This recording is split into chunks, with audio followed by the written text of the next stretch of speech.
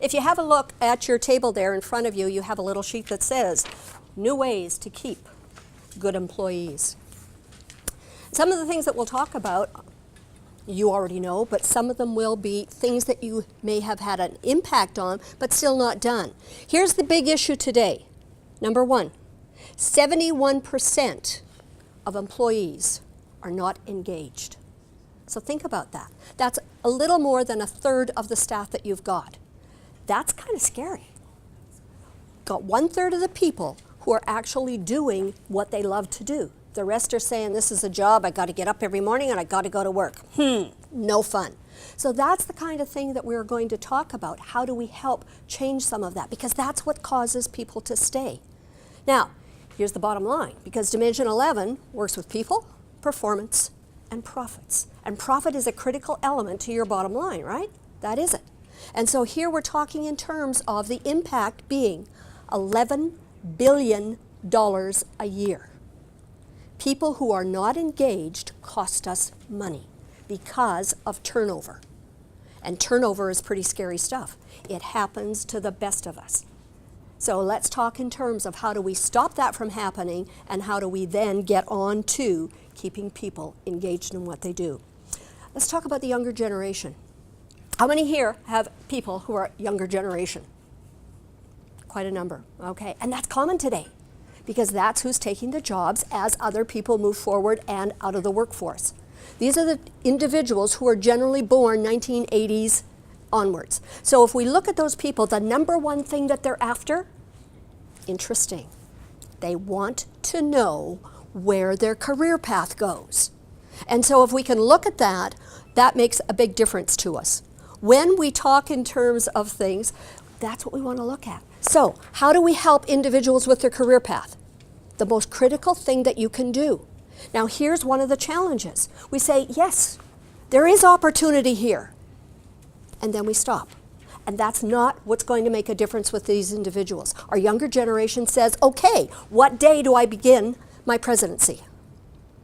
Well, vice president would be fine, but presidency would be even better. That's where the thinking has come from. Now remember this, you and I raised them, right? There's the challenge. We have taught our children, who have taught their children, that you can have and be whatever it is that you want. The discrepancy is, how do we make it happen? And the career path is probably the best thing that you can do for corporate retention. I was talking to Jared earlier, and Jared was saying some of the things that he's doing in his organization strictly because of that whole thing. How do we do that? We say, here is the path, and we show them. First of all, you need to do this, and then when you do that, you are going to move forward to this, and when you've done that, then we move forward. And here's the titles that you are going to get. Titles are reasonably important to some of our younger generation. Interesting. And with that comes the difference in terms of dollars and cents. That's important to them as well. Not that it's the most important thing, but as we get up the ladder, then we are going to be seeing some changes in terms of where we're going and what we do. So based on that, think in terms of what you can do. The other thing that young people are very, very impressed with these days, good facilities. And I don't know what that looks like for you, but a good facility for a young person is a place where they like to go and they like to congregate. Our younger generation work in teams. They're not used to working alone. And so you need to have places where they can congregate. Where can they sit down as a group? Where can they exchange ideas? In the old days, we used to talk about meeting at the water cooler.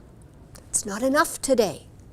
You need the pleasant atmosphere. You need the outdoors coming in, i.e. window space, light.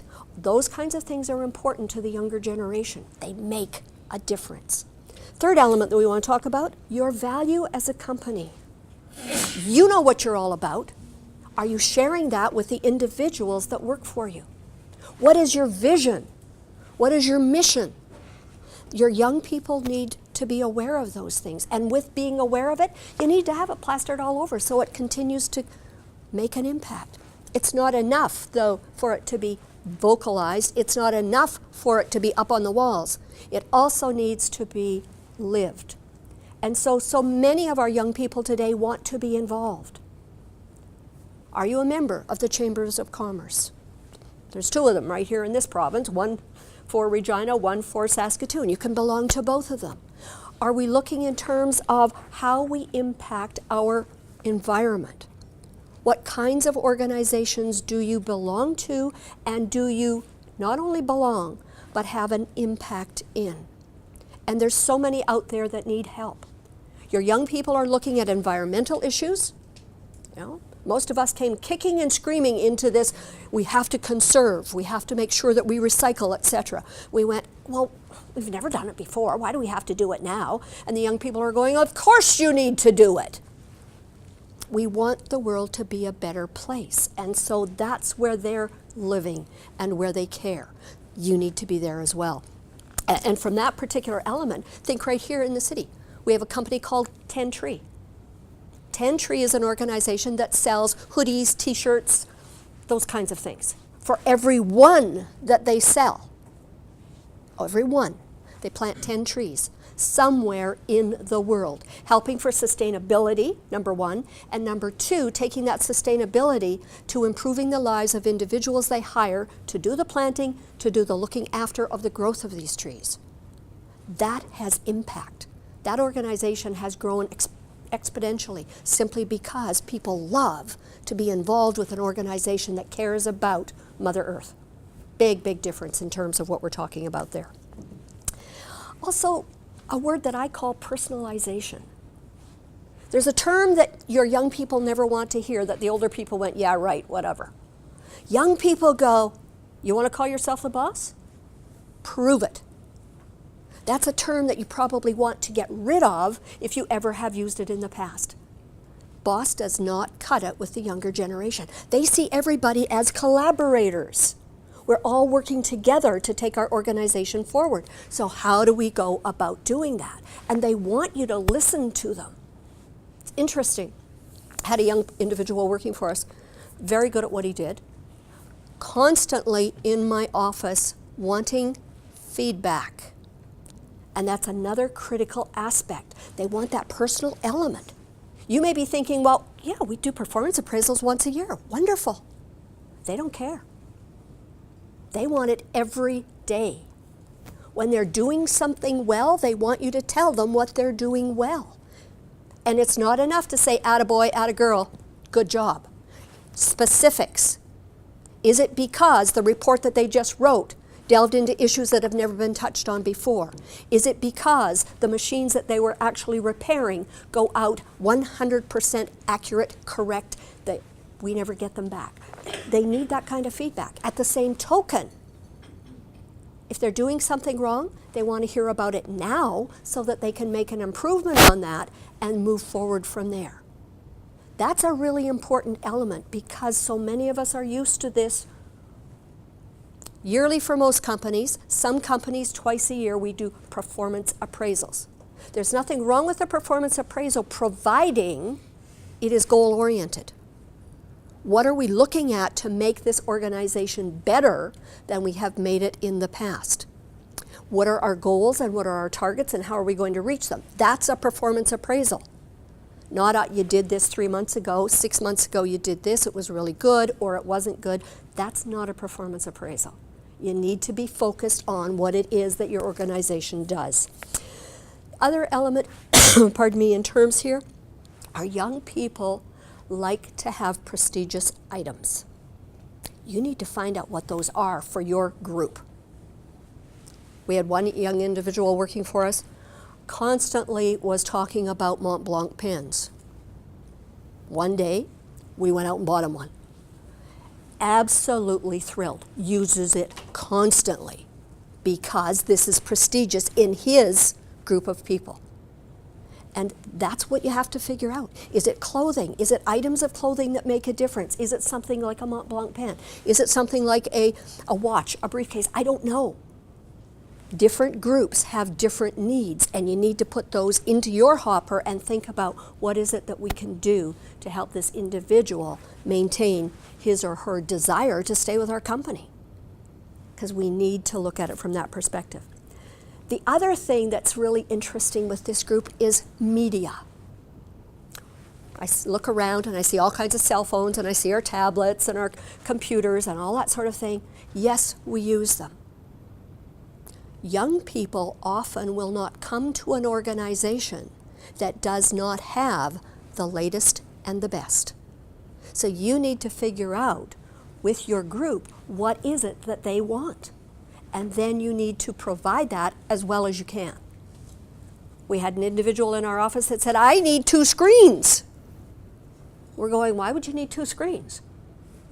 Because I have to be able to look at this and this. Fine, we went out and got 2 screens. Next person came along into that position.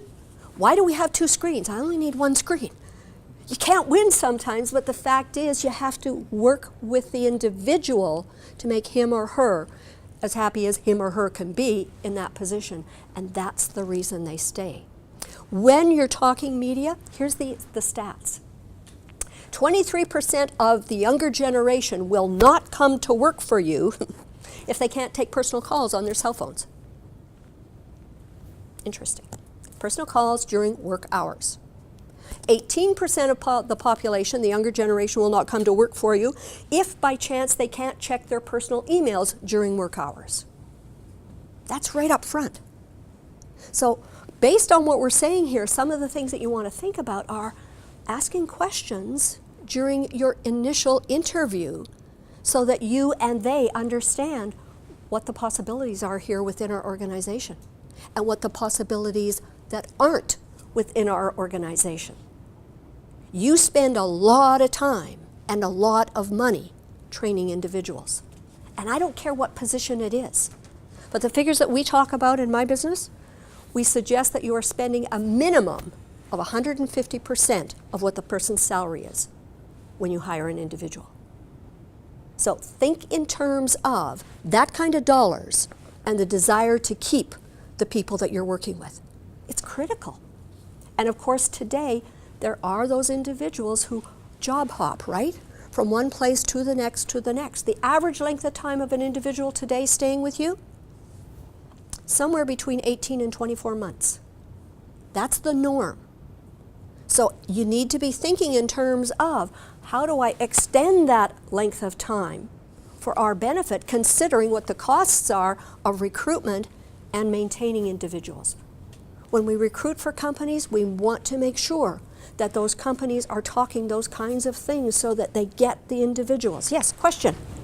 The 18 to 24 month, is that for a certain age group or is that across the board? Right now, it's mostly your younger generation. We are finding that for those individuals who have lost jobs, being the older generation, baby boomers, etc., pardon me, etc., we're finding it can be similar. Yes, because the baby boomers are growing up, they're either retiring or they're losing their jobs, and based on that, they're saying, fine, I'm going to go do what I love to do. And if I don't love it anymore, I'm out of here. So working both ways from that perspective. So those are some things to think about that younger generation. Now let's take it a step further and let's talk about the older generation. Thank you for that segue, PL. That's very, very important in terms of that because you do have them. The average person today is looking to work until their late 70s, early 80s. Interesting. Why? Because they have the energy, they have the health, and in many cases today, they have the need. There's a financial perspective there as well. So when you look at that, that makes a difference in terms of how you are going to go about looking and working with these individuals. So baby boomers, approximately 1946, somewhere in that vicinity, to the 1964. Looking from that perspective, there's some things that these people really want to see if you want to retain them. Number one, they want to feel valued. How do you make people feel valued? You say hello. You say thank you, you say please. Little things like that make a big difference. When you're talking in terms of value, you talk to these individuals about what they've brought to your organization. Yes? So I started putting out big bowls of fruit for our fleet check staff. And it was getting eaten, but maybe the bowl's too big. Some of it would go bad by the time if they would get done. But then I heard that we've had some turnover. The next shift, they didn't even like fruit. They don't like fruit. So I'm thinking I should just get a big bowl of Twinkies and put it in there. You know, I'm trying to be the wellness coordinator, but if they want Twinkies. And that's the case. You need to ask. Yeah. because one group wants one thing and another the other. Our younger generation have a tendency more so to eat better than we do in our generation. Interesting. They're much more conscious about what they put into their bodies. Not all of them, but enough of them that makes a difference. Yeah, depends on the industry. It does. Good point. Very good point. These individuals are wonderful coaches and mentors. Team them up. They love to share their information. Think about it. How many times do you go to somebody and say, I need help, and they go, find somebody else? It doesn't happen. As human beings, we love to help individuals. So if your older people can be the mentors, can be the coaches for those younger people, you've got it made. You've got that opportunity to make that particular person feel wanted, feel of value, and you're sharing information then with your younger generation. Now I caution you, because not all the older generation are people that we want to have as coaches, right? So you have to be thinking about that. But do use that as an alternative to helping in terms of training, developing, etc. Fewer meetings. Older people have been through meetings and meetings and meetings. If your meetings are held just because we have a meeting every Tuesday at 2, forget it. They are saying, let me go to work. Why? The majority of your older workers are hardworking. They grew up in that generation that said, you want to succeed, there's only one way to do it, and it's to work hard. And because of that, those are the individuals who make that difference.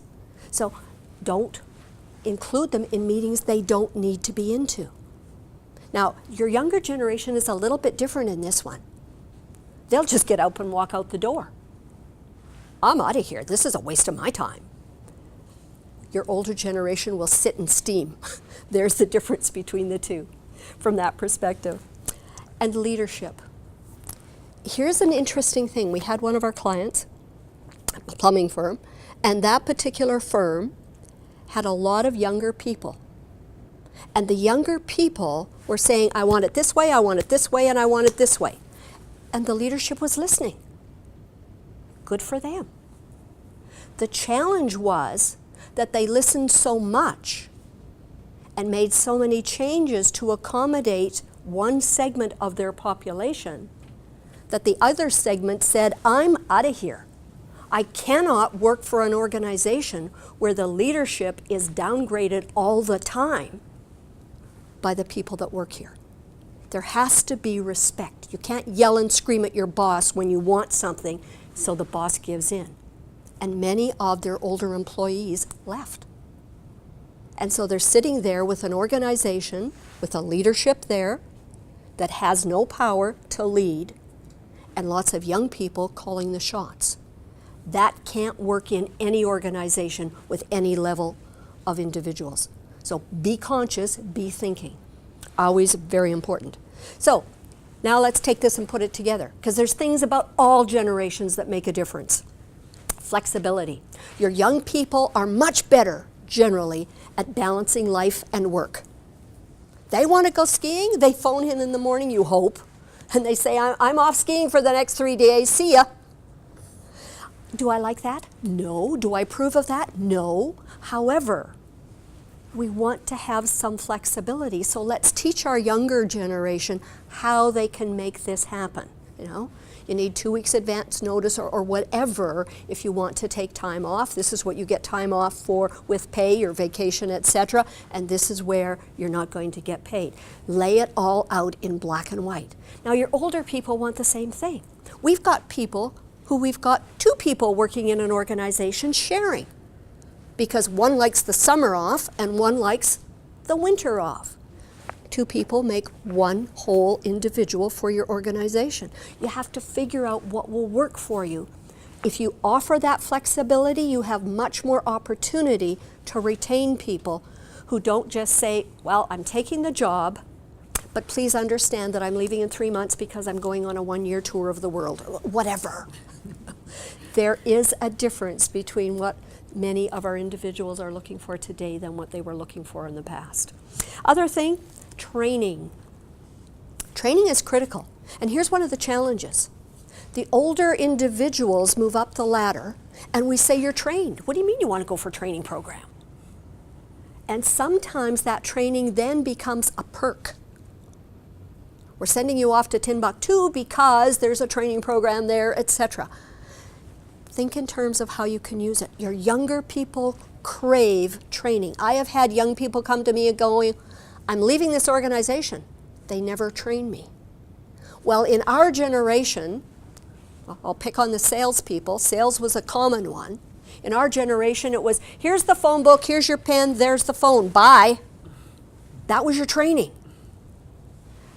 You do that to a young person today, and they will be out of your organization so fast you can't blink. They want to learn, and they need your guidance in knowing what's appropriate for them and what places where they need to go, etc., to do that learning. Very important. And the involvement. Yes, question? No, I was just thinking of your last comment about flexibility and stuff like that. Yes. The younger generation too, now that they're so embedded in technology, like you might get a phone call like that and say, hey, I want to leave on a ski trip, but while I'm away, I got my laptop, I can do some work at night and stuff like that. And so It still works. yeah, they're taking holidays, but they're working at the same time as well, kind of. So. And your younger generation are much more adept at working 24/7. They are. When they feel like working, Right, yeah. which makes a big difference. Yes. How do you manage that? You have to look at that in terms of your organization, because it's different for different organizations. You have to know what you need to do. Now, our shop is open from 8 to 5. We need people there from 8 to 5, so we have to figure out how we make that happen for the individuals that, one, work for us and for our clientele. And it can be different for different organizations. It depends what you do too. That's right. Like, us administrative people that are involved with accounting and all that type of stuff, that can be done online anywhere from wherever. But if you need somebody there for hands-on to repair something or whatever, then it's Different ballgame, Yeah. yes. And sometimes you have people who come in for certain hours, they get to leave, somebody else comes in, the other one comes back. There's no one way to do it. Many, many different ways is what you want to look at. So getting people involved. I know because we lead organizations, we tend to think we have the answers. I don't know about you, but I only have some. I don't have all the answers. Other people have different ways of looking at things. And when you hire, you want to hire for what your weaknesses are. You don't want a clone of yourself, because that makes that whole organization. And when you get people involved in looking and planning for the future of the organization, then everybody's on the same page and everybody's focused in the same direction. Now, as we wrap this up, let's think in terms of the one key question that you need to ask. What is it that we can provide that'll make you love the company you're working for? All you need to do is ask. And understand you will get different answers from different people. One of the individuals in an organization that I talked to, I said, okay, what can we do? The answer was training. Give me every piece of training that you possibly can. Another individual said, time off. I want time off. I've got 6 kids. I want to spend my time with my kids. Fair enough. Here's the thing. I say to people when I hire them, I will treat you fairly. I will not necessarily treat you all equally. There's the difference. Because if I'm being equal, everybody gets the same. Unfortunately, not everybody wants the same. And there's the difference. So think in terms of asking that simple question and then providing the answer to that question for the individual that you're working with, whether they're somebody right out of school or whether they're somebody that we think should be considering retiring, and maybe not. They may not want to. So if we put the little bow on and wrap it all up, here's what we're talking about. If you want to retain individuals in your organization, sit them all down, talk to them all as a group, and say, what can we do? What can we do to keep you because we see you as a valuable employee in our organization? People need to know that. They need that, the pat on the back, the atta girl, the atta boy. They need it regularly. I don't care whether they're young or old, everybody requires that. And that's cheap for you to do. So think in terms of that. We are moving on. I'm finishing up here. You've got another speaker coming. Okay, enjoy, take care, look forward to seeing you and talking to you at the break. Thank you.